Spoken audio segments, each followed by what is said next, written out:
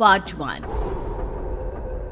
ऊंची ऊंची पहाड़ियों और घने जंगल से घिरा हुआ भैरवगढ़ गांव काली पहाड़ी के ठीक पीछे था। काली पहाड़ी यानी मौत का घर। भैरवगढ़ गांव तक पहुंचने का रास्ता बेहद दुर्गम था। लगभग 24 घंटे घने तूफान और तेज हवाओं की वजह से वहां के वीराने माहौल की कहानियां लोगों के दिलों को दहला देती थी। ऐसे बहुत कम लोग थे जो भैरवगढ़ गांव तक जाने की हिम्मत करते थे।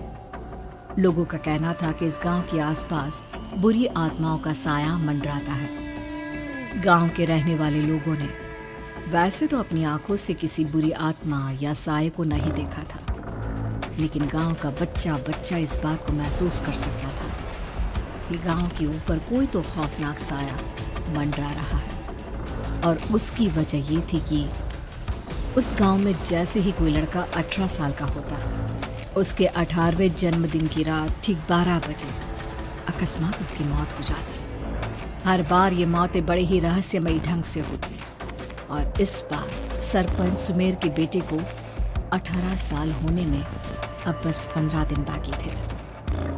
अजी सुनते हैं, हमारा बेटा भी कुछ दिन बाद 18 साल का हो जाएगा। कहीं वो डायन उसे भी खा गई तो। कैसी बातें कर रही हो? जब वो इस गांव में ही नहीं है तो कोई भी डायन या बुरा साया उसका कैसे कुछ बिगाड़ सकता है?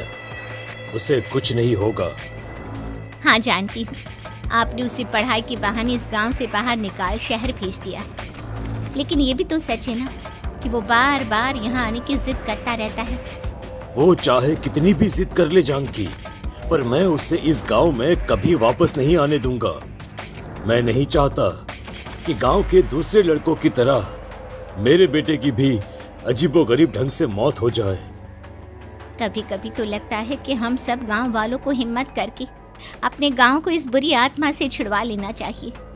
लेकिन कौन जानता है आखिर वो खतरनाक साया किसका है? वो काली आत्मा कौन है जो रातों रात हमारे गांव के लड़कों को निगल जाती है? सुमेर और जानकी जब ये सारी बातें कर रहे थे तब रात के लगभग 10 बज चुके थे और हर रात की तरह भैरवगढ़ गांव एक भयानक काले तूफान के आगोश में था। बाहर चल रही तेज हवाएं और बारिश के बीच कभी कभी ऐसा लगता जैसे कोई बुरी तरह से चीख रहा है। किसी के तड़पने और चीखने की आवाजें गांव के कानों में बार बार टकराती, पर वहां रहने वाले किसी भी औरत या आदमी के अंदर इतना साहस नहीं था कि वो अपने घर से बाहर कदम रख के उन आवाजों तक पहुंच सके। सो जाओ जानकी और घर के खिड़की दरवाजे कसकर बंद कर दो। अब जानकी सब खिड़कियां ठीक से बंद करने ही लगती है कि तभी उसे अपने घर के दरवाजे पर जोर जोर से खटखटाने की आवाजें सुनाई देती है। इन आवाजों को सुनकर जानकी और सुमेर के चेहरे डर से पीले और हाथ पैर ठंडे पड़ जाते हैं। जानकी, जानकी, इतनी रात कौन होगा? पता नहीं, ऐसा लग रहा है कोई बुरी तरह से दरवाजा खटखटा रहा है। अरे हाँ, पर किसी की आवाज भी तो नहीं आ रही। क्या करूं? दरवाजा खोल लूं या नहीं? कहीं ऐसा ना हो कि किसी को हमारी मदद की जरूरत हो। लड़खड़ाते कदमों से सुमेर दरवाजे के करीब जाता है और अपने कान को दरवाजे पर रख धीरे से आवाज देते हुए पूछता है, कौन है? कौन है वहां? तभी एक बेहद डराने वाली आवाज उसके कानों से टकराती है।